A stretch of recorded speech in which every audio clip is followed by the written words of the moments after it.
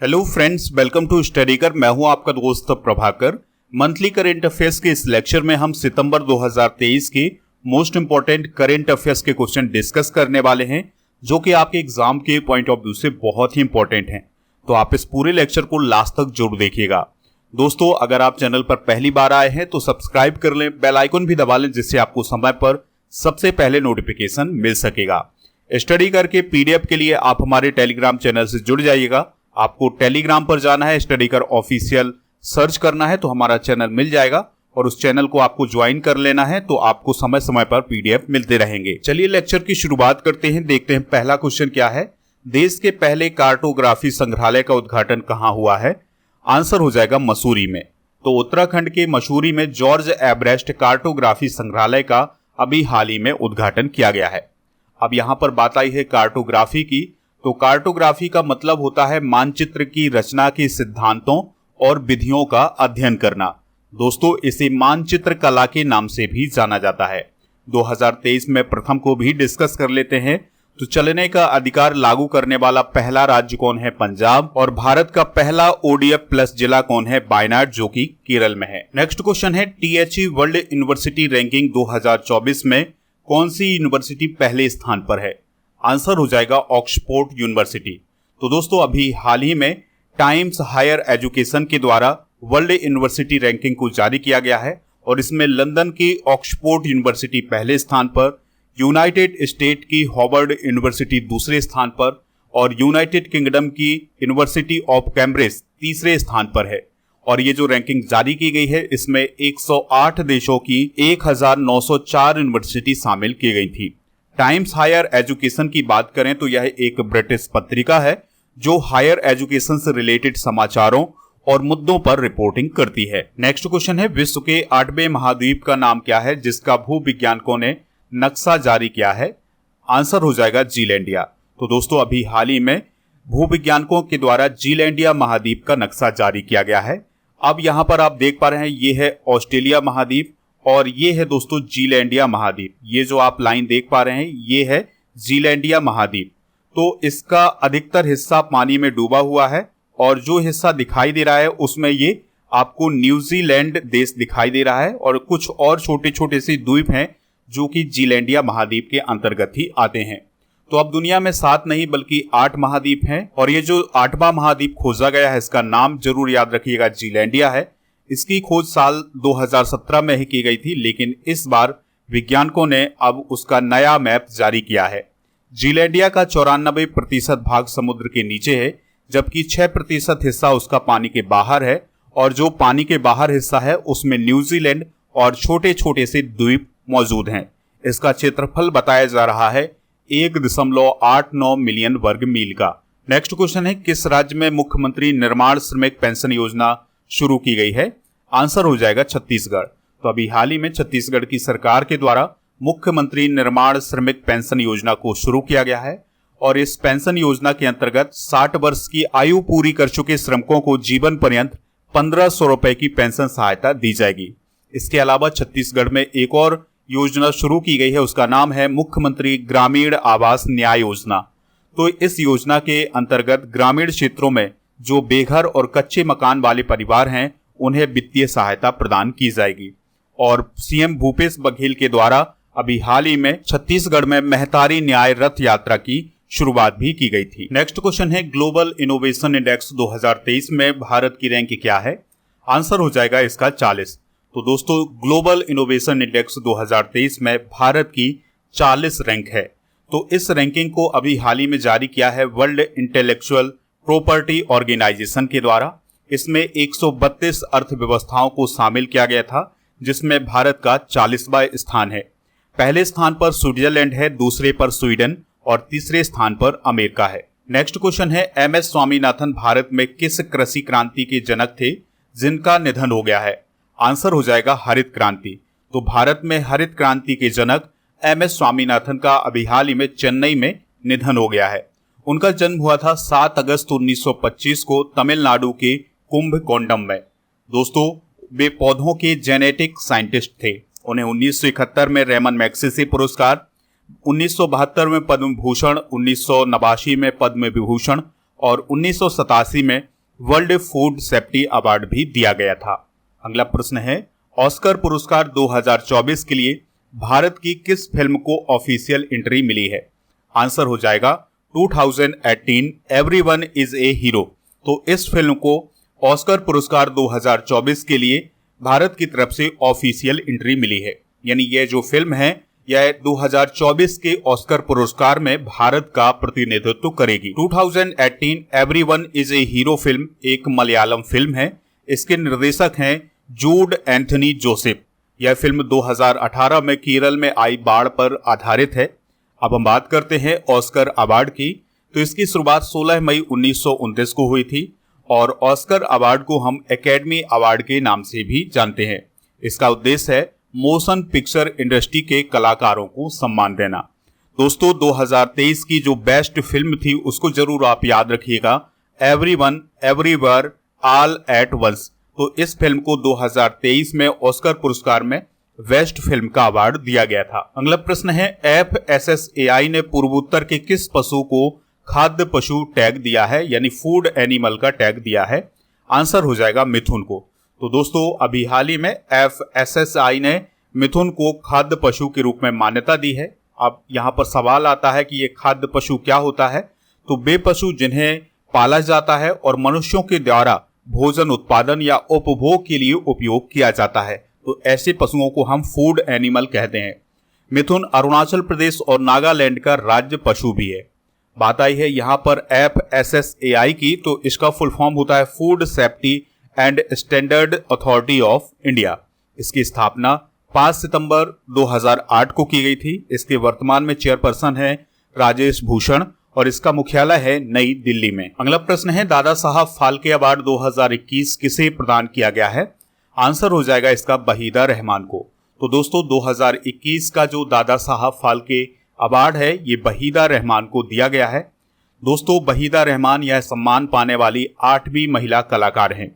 वहीदा रहमान को 1972 में पद्मश्री और 2011 में पद्म भूषण से भी सम्मानित किया गया है। दोस्तों वहीदा रहमान को आखिरी बार स्केटर गर्ल मूवी में 2021 में देखा गया था। चलिए दोस्तों अब हम दादा साहब फाल्के अवार्ड के बारे में भी कुछ इंपॉर्टेंट पॉइंट डिस्कस करते हैं। तो यह सिनेमा के क्षेत्र में भारत का सर्वोच्च पुरस्कार है और यह भारतीय सिनेमा में उत्कृष्ट योगदान के लिए दिया जाता है। यह सम्मान पहली बार 1969 में दिया गया था और इस सम्मान के अंतर्गत एक स्वर्ण कमल और 10 लाख रुपए की नगद राशि दी जाती है और इस पुरस्कार को सूचना और प्रसारण मंत्रालय के द्वारा दिया जाता है। अगला क्वेश्चन है, प्रेमिला मलिक किस विधानसभा की पहली महिला अध्यक्ष बनी है? आंसर हो जाएगा ओडिशा। तो दोस्तों बीजू जनता दल यानी BJD पार्टी की सदस्य हैं प्रेमिला मलिक। तो उन्हें अभी हाल ही में ओडिशा विधानसभा का अध्यक्ष बनाया गया है और वो ओडिशा विधानसभा की पहली महिला अध्यक्ष बनी है। बात आई है ओडिशा की, तो राजधानी इसकी भुवनेश्वर है। राज्यपाल है गणेशी लाल और मुख्यमंत्री है नवीन पटनायक और ओडिशा दिवस मनाया जाता है 1 अप्रैल को और ओडिशा में विधानसभा की सीटें हैं 147। अगला प्रश्न है, पहली ग्रीन हाइड्रोजन ईंधन सेल बस को कहां हरी झंडी दिखाई गई है? आंसर हो जाएगा नई दिल्ली में। तो दोस्तों अभी हाल ही में केंद्रीय मंत्री हरदीप पुरी ने नई दिल्ली के कर्तव्य पथ से पहली ग्रीन हाइड्रोजन ईंधन सेल बस को हरी झंडी दिखाई है। अगला प्रश्न है, किस अंतरिक्ष एजेंसी का कैप्सूल क्षुद्र ग्रह के नमूने लेकर पृथ्वी पर उतरा है? आंसर हो जाएगा नासा। तो दोस्तों नासा का पहला क्षुद्र ग्रह नमूना वापसी मिशन 24 सितंबर 2023 को पृथ्वी पर लौट आया है। ओसिरिस रेक्स अंतरिक्ष यान ने बेन्नु क्षुद्र ग्रह की सतह से सैंपल एकत्रित किए हैं और उनको पृथ्वी पर भेजा है और पृथ्वी पर इस कैप्सूल के माध्यम से भेजा है। तो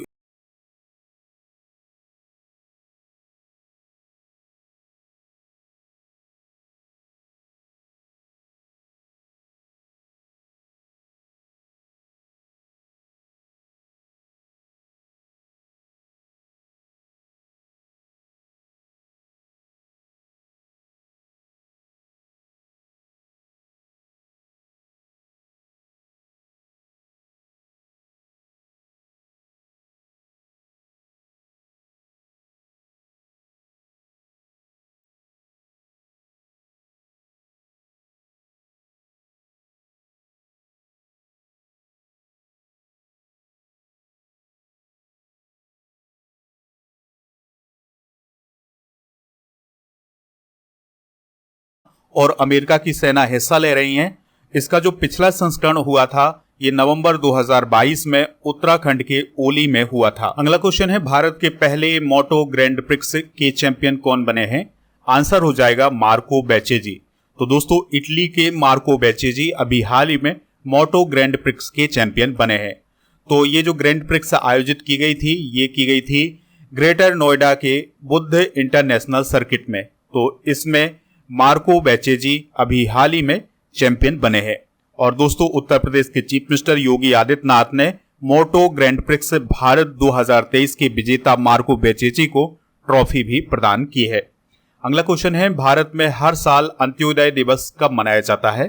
तो हर साल 25 सितंबर को भारत में अंत्योदय दिवस मनाया जाता है। अंत्योदय दिवस पंडित दीनदयाल उपाध्याय की जयंती पर मनाया जाता है और इस दिवस को मनाने की घोषणा 2014 में की गई थी। इसका उद्देश्य है भारत के गरीब और पिछड़े लोगों के विकास की ओर ध्यान देना। पंडित दीनदयाल जी की बात करें तो वह एक राष्ट्रवादी नेता थे और उन्होंने गरीबों और दलितों के लिए काम किया है। उनका जन्म 25 सितंबर 1916 को मथुरा में हुआ था। सितंबर माह में मनाए गए कुछ प्रमुख दिवस डिस्कस करते हैं। तो 1 से 7 सितंबर तक राष्ट्रीय पोषण सप्ताह, 2 सितंबर को विश्व नारियल दिवस, 5 सितंबर को शिक्षक दिवस, 7 सितंबर को ब्राजील का स्वतंत्रता दिवस, 8 सितंबर को विश्व साक्षरता दिवस और 8 सितंबर को ही विश्व फिजियोथेरेपी दिवस मनाया गया है। 11 सितंबर को 9/11 स्मृति दिवस और 14 सितंबर को राष्ट्रीय हिंदी दिवस। नेशनल इंजीनियर डे मनाया गया है 15 सितंबर को। अंतरराष्ट्रीय रेड पांडा दिवस मनाया गया है 16 सितंबर को। विश्व रोगी सुरक्षा दिवस 17 सितंबर को। अंतरराष्ट्रीय समान वेतन दिवस 18 सितंबर को। विश्व बांस दिवस 18 सितंबर को और विश्व अल्जाइमर दिवस 21 सितंबर को मनाया गया है। इसके अलावा अंतरराष्ट्रीय सांकेतिक भाषा दिवस 23 सितंबर को मनाया गया है। तो ये हैं सितंबर माह में मनाए गए कुछ प्रमुख दिवस। अगला क्वेश्चन है, संसद ने नारी शक्ति बंधन अधिनियम पारित कर दिया है। यह कौन सा संविधान संशोधन विधेयक था? तो यह 128वां संविधान संशोधन विधेयक था। चलिए हम बात करते हैं नारी शक्ति बंधन विधेयक की। तो यह 128वां संविधान संशोधन विधेयक था और यह लोकसभा में 19 सितंबर 2023 को प्रस्तुत किया गया था। केंद्रीय मंत्री अर्जुन राम मेघवाल जी के द्वारा इसको पेश किया गया था। लोकसभा में 20 सितंबर 2023 को पारित हुआ था। इसके पक्ष में 454 वोट पड़े थे। राज्यसभा में इसे 21 सितंबर 2023 को पारित किया गया है और राज्यसभा में इसके पक्ष में 214 वोट पड़े थे। राष्ट्रपति के हस्ताक्षर हुए हैं 19 सितंबर 2023 को। दोस्तों जब ये अधिनियम लागू हो जाएगा तो यह 106वां संविधान संशोधन अधिनियम होगा और इसमें जो शामिल अनुच्छेद होंगे वो 330A, 332A और 339AA होगा। यानी कि ये अनुच्छेद जोड़ दिए जाएंगे संविधान में। दोस्तों इसमें जो मुख्य प्रावधान किया गया है वो किया गया है, लोकसभा और राज्य की विधानसभाओं में 33% सीटें महिलाओं के लिए आरक्षित होंगी और इसकी वैधता 15 साल की होगी। और ये कब लागू किया जाएगा? तो नई जनगणना और परिसीमन प्रक्रिया के पूर्ण होने के बाद इसे लागू किया जाएगा। तो ये है नारी शक्ति बंधन अधिनियम से रिलेटेड कुछ इंपॉर्टेंट पॉइंट, तो इसे आप नोट जरूर करिएगा। अगला क्वेश्चन है, ICC player of the month अगस्त 2023 किसे चुना गया है? आंसर हो जाएगा बाबर आजम को। तो पाकिस्तान के कप्तान बाबर आजम और आयरलैंड की अर्लीन केली को अगस्त 2023 के लिए ICC player of the month चुना गया है। बात आई है यहाँ पर आईसीसी की, तो इसकी स्थापना 15 जून 1909 को हुई थी। मुख्यालय इसका दुबई यूएई में है और इसके अध्यक्ष हैं ग्रेग वार्किले। अगला क्वेश्चन है, स्टैच्यू ऑफ वननेस यानी एकात्मकता की मूर्ति को कहाँ स्थापित किया गया है? आंसर हो जाएगा इसका ओमकारेश्वर में। तो दोस्तों ओमकारेश्वर मध्य प्रदेश में है, तो वहीं पर स्टैच्यू ऑफ वननेस यानी एकात्मकता की मूर्ति को स्थापित किया गया है और इस मूर्ति का अनावरण किया गया है 21 सितंबर 2023 को और इसका अनावरण किया है शिवराज सिंह चौहान ने, जो कि मध्य प्रदेश के चीफ मिनिस्टर हैं। Statue of Oneness Omkareshwar Khandwa Madhya Pradesh में स्थित है। याद रखिएगा ओमकारेश्वर को मानधाता के नाम से भी जाना जाता है और यह जो स्टैच्यू ऑफ वननेस है ये आदि शंकराचार्य जी की 108 फीट ऊंची प्रतिमा है। दोस्तों जो स्टैच्यू ऑफ वननेस है ये महाकाल लोक की तरह जो ओमकारेश्वर में अद्वैत लोक बनाया जा रहा है उसमें स्थापित की गई है। बात करते हैं आदि गुरु शंकराचार्य जी की, तो उनका जन्म 788 ईस्वी में कलाड़ी केरल में हुआ था। उनकी माता का नाम था आर्यम्मा और पिता का नाम था शिव गुरु। दोस्तों उनके गुरु का नाम था गोविंद भगवत पाद। दोस्तों उनकी साधना स्थली कहाँ है, तो उन्होंने साधना ओमकारेश्वर खंडवा में की थी। उनका जो दर्शन था वो अद्वैत वेदांत का दर्शन था। अगला प्रश्न है वेनेडियम की खोज किस राज्य के तट पर की गई है? आंसर हो जाएगा इसका गुजरात में। तो अभी हाल ही में वेनेडियम की खोज गुजरात के तट पर की गई है और इसकी खोज भारतीय भूवैज्ञानिक सर्वेक्षण के द्वारा की गई है और इसके जो सैंपल लिए गए हैं वो भावनगर जिले के अलंग शहर के पास खंबात की खाड़ी से लिए गए हैं। दोस्तों वेनेडियम एक प्रकार का दुर्लभ तत्व है और इसका उपयोग स्टील और टाइटेनियम को मजबूत करने के लिए किया जाता है। नेक्स्ट क्वेश्चन है चीफ मिनिस्टर ब्रेकफास्ट स्कीम किस राज्य में शुरू की गई है? तो यह स्कीम तेलंगाना में शुरू की गई है। दोस्तों इस स्कीम को 14 अक्टूबर 2023 से लागू किया जाएगा और इस स्कीम के अंतर्गत सरकारी प्राथमिक और उच्च विद्यालयों में यानी कक्षा 1 से 10 तक पढ़ने वाले छात्रों के लिए नाश्ता उपलब्ध करवाया जाएगा। दोस्तों कुछ प्रमुख योजनाएं डिस्कस करते हैं, जैसे अमृत महोत्सव एफडी योजना आईडीबीआई बैंक की योजना है, बाढ़ राहत सहायता योजना बिहार की, मुख्यमंत्री युवा स्वरोजगार योजना उत्तर प्रदेश की, विट्ठल रुक्मणी बारकरी योजना महाराष्ट्र की, सुगम सहायक योजना दिल्ली की, आहार अनुदान योजना मध्य प्रदेश की, मिशन शक्ति स्कूटर योजना ओडिशा की और सशक्त महिला ऋण योजना हिमाचल प्रदेश की है। तो ये कुछ प्रमुख योजनाएं हैं। अगला क्वेश्चन है नुआखाई त्योहार किस राज्य में मनाया गया है? आंसर हो जाएगा ओडिशा में। तो दोस्तों अभी हाल ही में 20 सितंबर को ओडिशा के लोगों ने बहुत ही हर्षोल्लास के साथ नुआखाई त्योहार मनाया है और यह एक फसल उत्सव है। जब नए चावल आते हैं, नई फसल आती है तो उस समय यह त्योहार मनाया जाता है।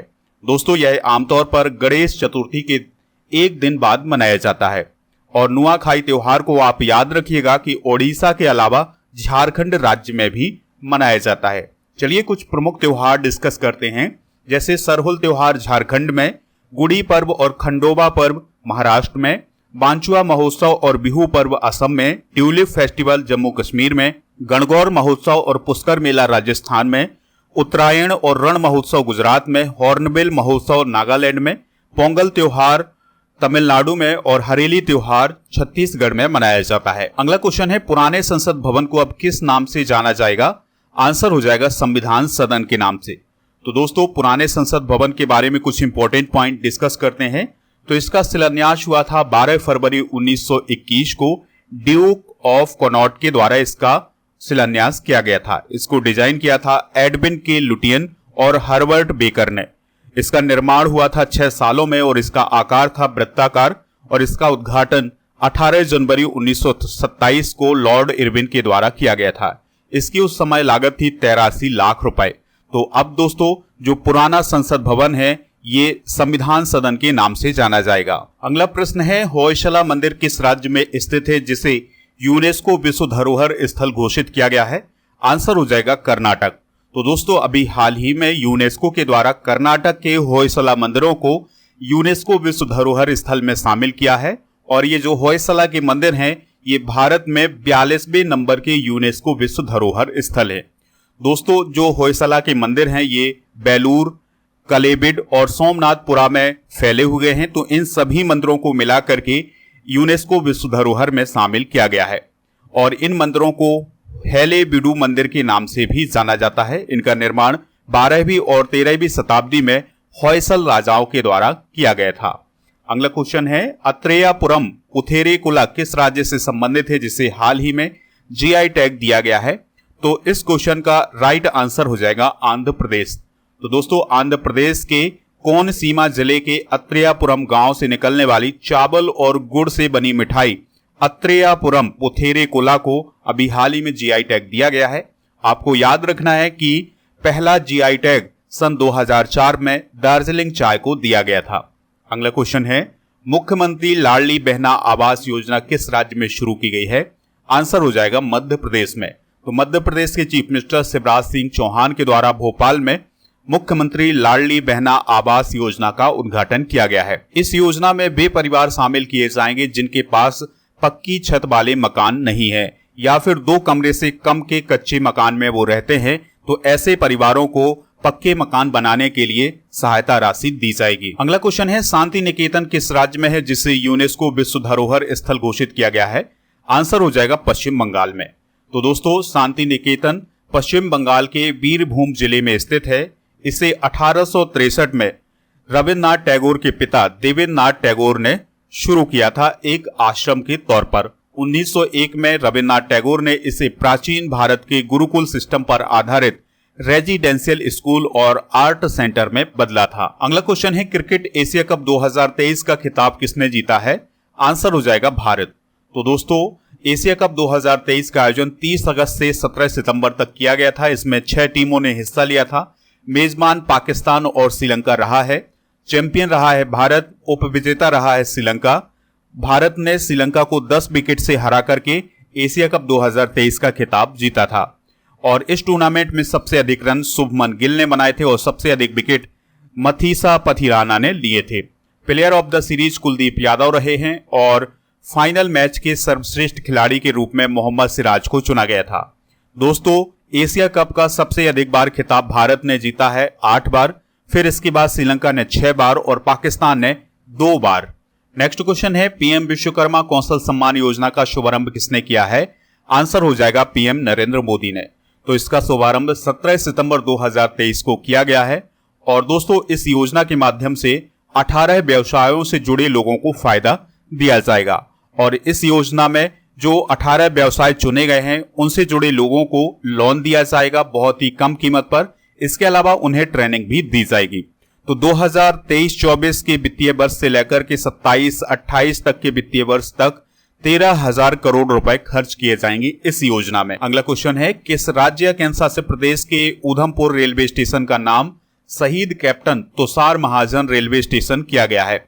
आंसर हो जाएगा जम्मू कश्मीर। तो जम्मू कश्मीर का जो उधमपुर रेलवे स्टेशन था उसका नाम अब शहीद कैप्टन तुषार महाजन रेलवे स्टेशन हो गया है।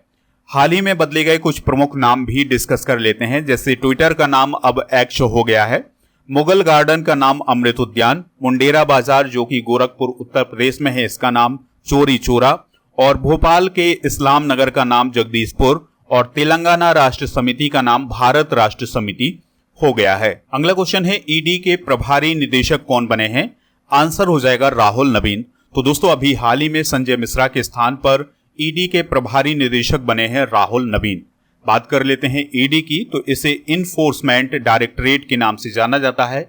इसका गठन हुआ था 1 मई 1956 को।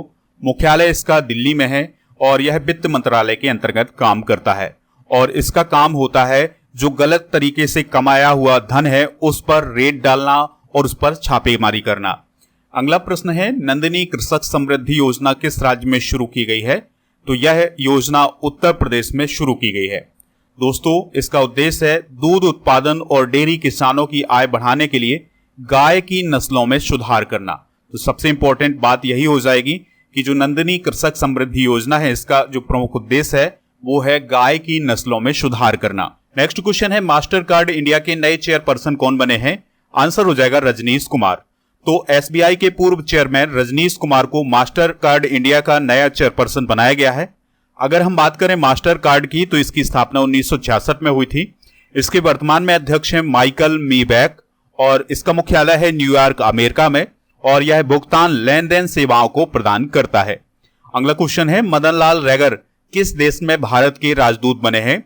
तो इसका आंसर हो जाएगा कांगो गणराज्य यानी रिपब्लिक ऑफ कांगो में मदन लाल रैगर भारत के राजदूत बने हैं। दोस्तों, इसकी जानकारी अभी हाल ही में विदेश मंत्रालय ने दी है कि जो मदन लाल रैगर हैं वो कांगो गणराज्य में भारतीय राजदूत के रूप में काम करेंगे। अगर हम बात करें कांगो गणराज्य की तो यह अफ्रीका कॉन्टिनेंट में है और इसकी राजधानी ब्रेज़ाविल है। अगला क्वेश्चन है, सिमोना हालेप किस देश की टेनिस खिलाड़ी हैं जिन पर 4 साल का प्रतिबंध लगा दिया गया है? आंसर है रोमानिया। तो दोस्तों, 2 बार की ग्रैंड स्लैम चैंपियन रही हैं सिमोना हालेप, तो उन पर डोपिंग उल्लंघन के मामले में 4 साल का प्रतिबंध लगाया गया है। दोस्तों, सिमोना हालेप ने अपने करियर में फ्रेंच ओपन 2018 और विंबलडन 2019 का खिताब जीता था। नेक्स्ट क्वेश्चन है, भारतीय वायुसेना को एयरबस के द्वारा कौन सा विमान सौंपा गया है? आंसर हो जाएगा C-295। तो दोस्तों, भारत और यूरोप की company Airbus defence and space के बीच में 56 विमान को लेकर के एक समझौता किया गया था। तो इस समझौते के तहत पहला विमान जो है ये बनकर तैयार हो चुका है। तो ये विमान स्पेन से और भारत आ गया है। दोस्तों, ये जो 56 विमान बनने हैं, इनमें से 16 विमान स्पेन में बनाए जाएंगे, बाकी जो बचे हुए 40 विमान हैं ये भारत में ही बनाए जाएंगे। अगला क्वेश्चन है, नेस्कॉम के उपाध्यक्ष के रूप में किसे नियुक्त किया गया है? तो अभी हाल ही में सिंधु गंगाधरन को नेस्कॉम के उपाध्यक्ष के रूप में नियुक्त किया गया है। नेस्कॉम का फुल फॉर्म क्या होता है? National association of software and service companies.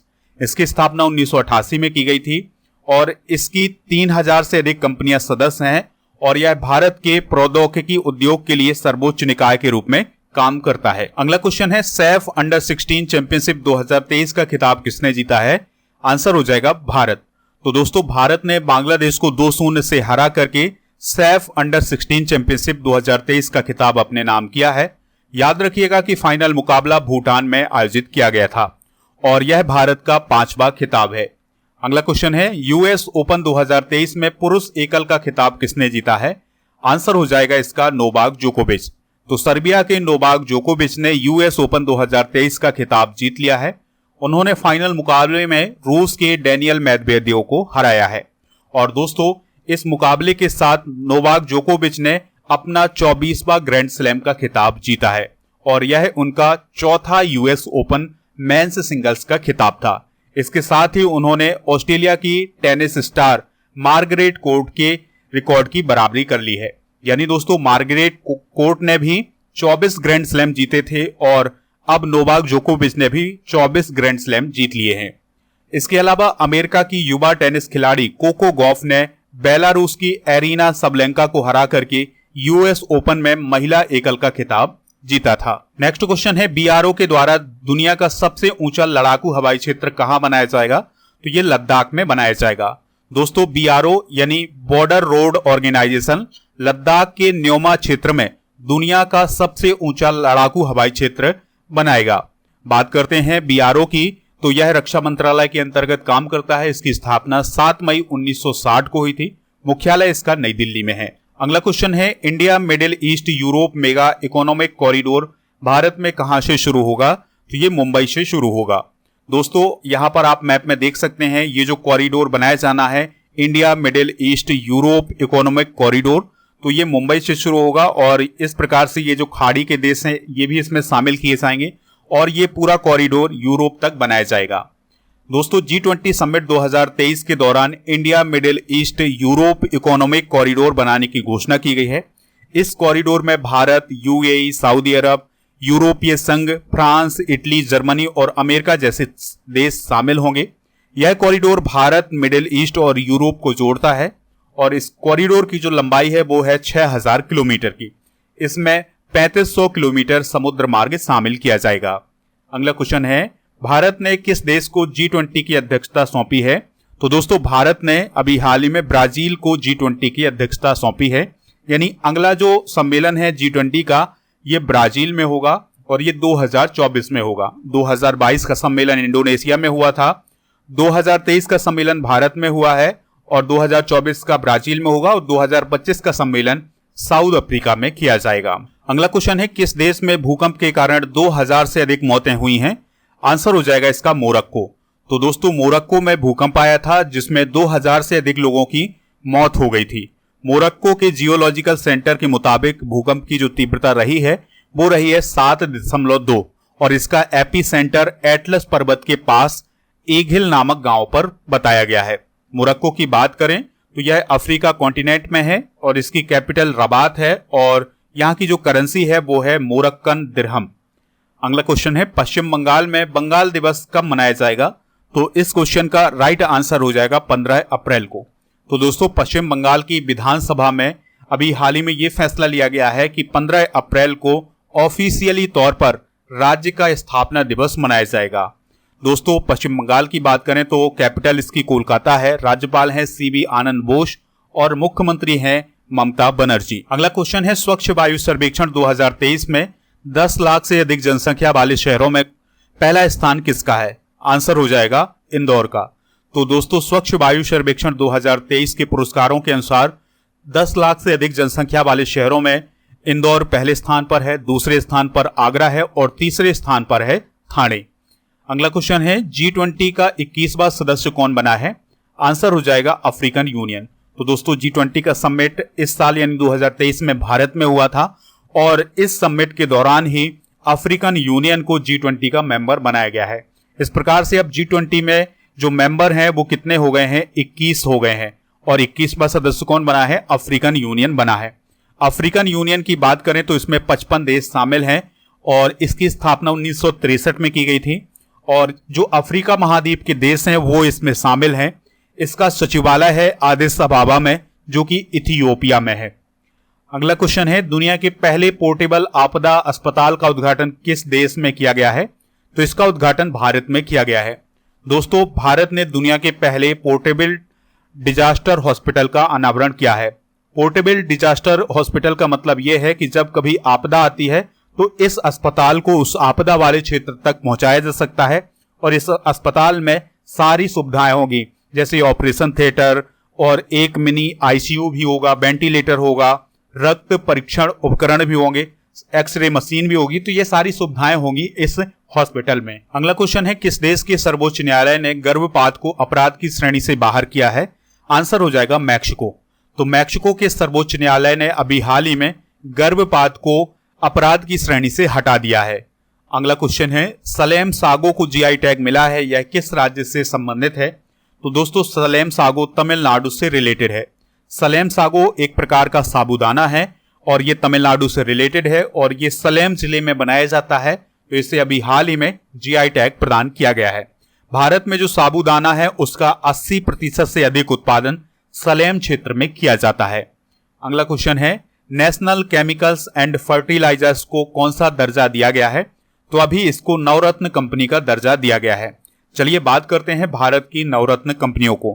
तो Bharat Electricals Limited, Bharatiya Container Nigam, Engineers India Limited, Hindustan Aeronautics Limited, Mahanagar Telephone Nigam Limited, National Aluminium Company, Bharatiya Bhavan निर्माण निगम, राष्ट्रीय खनिज विकास निगम और LNC India Limited, Rashtriya Ispat Nigam Limited, Shipping Corporation of India, Rail Vikas Nigam Limited और ONGC Videsh Limited, ये सभी कंपनियां भारत की नवरत्न कंपनियां हैं। आज का अंतिम प्रश्न है अयोध्या में जटायु क्रूज सेवा किस नदी में शुरू की गई है? तो यह जटायु क्रूज सेवा सरयू नदी में शुरू की गई है। तो दोस्तों उत्तर प्रदेश में अयोध्या में 8 सितंबर को सरयू नदी में जटायु क्रूज सेवा शुरू की गई है और यह जो क्रूज सेवा है ये गुप्तार घाट से नया घाट तक शुरू की गई है और ये 18 किलोमीटर की दूरी तय करेगी। दोस्तों इस क्रूज में एक बार में लगभग 70 से 100 यात्रियों को बिठाया जा सकता है। तो दोस्तों ये थे सितंबर माह के मोस्ट इंपॉर्टेंट करंट अफेयर्स के क्वेश्चन, आप इन्हें नोट कर लीजिएगा। अब आपसे एक क्वेश्चन है जिसका आंसर कमेंट बॉक्स में बताना है। दादा साहब फाल्के अवार्ड 2021 किसे प्रदान किया गया है? जो भी इसका राइट आंसर हो कमेंट बॉक्स में जरूर बताइएगा। लेक्चर पसंद आया हो तो आप इसे लाइक करें, शेयर करें सभी दोस्तों को सभी सोशल मीडिया प्लेटफॉर्म पर और हमारे टेलीग्राम चैनल को जरूर ज्वाइन करिएगा। लिंक इसका डिस्क्रिप्शन बॉक्स में दिया गया है या फिर आप स्टडी कर सर्च करेंगे टेलीग्राम पर, हमारा चैनल मिल जाएगा। ज्वाइन करेंगे तो आपको पीडीएफ भी मिल जाएंगे। चलिए मिलते हैं नेक्स्ट लेक्चर में, तब तक के लिए जय हिंद, वंदे मातरम।